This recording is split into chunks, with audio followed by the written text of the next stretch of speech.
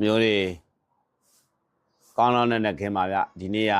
16ရက်12လပိုင်း2025ဖြစ်ပါတယ်ဗျအဲ့တော့ဦးစင်းဒီနေ့တော့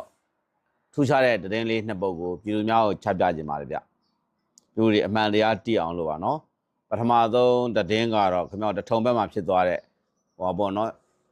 ပြည်သူပါတီဥက္ကိုကြီးရဲ့ပါတီပေါ့နော်ဥက္ကိုကြီးရဲ့ပါတီတစ်ဆက်ထဲမှာပဲတကာကြီးဥက္ကိုဦးပေါ့နော်ဟုတ်မဟုတ်တော့တကာကြီးကိုယ်တိုင်စဉ်းစားပေါ့နော်စဉ်းစားပေါ့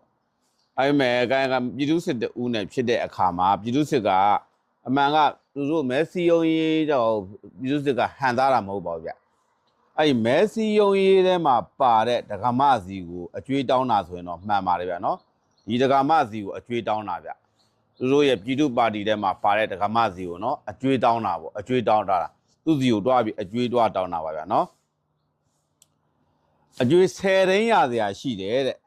နော်10သိန်းရစရာရှိရတဲ့သူကတပည့်တော်ရဲ့အဖေပါတဲ့ဆရာတော်တဲ့တပည့်တော်ရဲ့အဖေကသူတို့အဖွဲစီမှာအကျွေးရစရာရှိလို့တွားတောင်းတာသူတို့အဖွဲရွာကနော်သူတို့ဒီစစ်မှုထမ်းနဲ့ပတ်သက်ပြီးလက်တိန်ကို9000ကောက်တဲ့လို့ကြောင့်ဒီသူတို့ကတိုင်ထားတယ်တဲ့တိုင်ထားတဲ့အခါမှာတိန်9000ကောက်တဲ့တရားရုံးမှာအမှုဖွင့်တော့လဲဘူးဖွင့်တော့လဲတဲ့သူတို့ကမလာဘူးဖေရတဲ့မလာတော့ကြောင့်အမှုကသူတို့နိုင်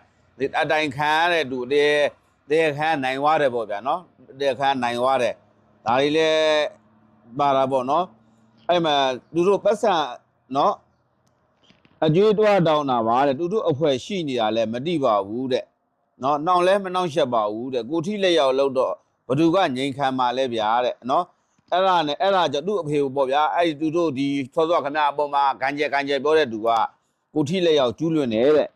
အဲ့တော့အိမ်ပြန်ပြီးမှဂန်းယူသွားတာပေါ့နော်တနတ်နဲ့လည်းမချင်ရတယ်လို့ပြစ်လဲမဖောက်ရပါဘူးတဲ့ဆရာတော်ကြည်တာနဲ့တိတာပါတယ်ဖေဟာတဲ့တပည့်တော်အဖေကပြည်သူစစ်လှုပ်လာတာကတဲ့တပည့်တော်တို့မမွေးခင်ကတည်းကပြည်သူစစ်လှုပ်လာတာပါဖေဟာတဲ့နော်ပြည်သူစစ်လှုပ်လာတာပါတဲ့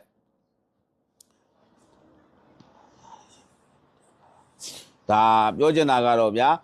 သူတို့ပြည်သူစစ်ကပြည်သူစစ်နဲ့ဟိုကနေဖြစ်တဲ့ဆိုပြီးမှအကျွေးတွားတောင်းတဲ့အခါမှာလဲသူတို့ဖွဲ့တာပုံစံလည်းမဲဆီယုံရေးတဲ့ပုံစံနဲ့မတူပါဘူးเนาะမဲဆီယုံရေးတဲ့မတူပါဘူးပေါ့ဗျာနော်မတူတက်မဲ့အိမ်မှာဂွင်စင်တဲ့ပုံစံမျိုးဖြစ်သွားပါတယ်ဗျာနော်ဘာလို့လဲဆိုတော့ဒီစကားဘာလို့ပြောရလဲဆိုလို့ရှိရင်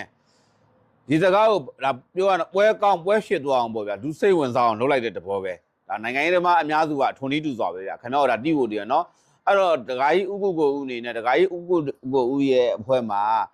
ဒီအဖွဲ့ဝင်တယောက်ကအဲ့ဟိုအကျွေး10သိန်းပေးစရာရှိရဲ့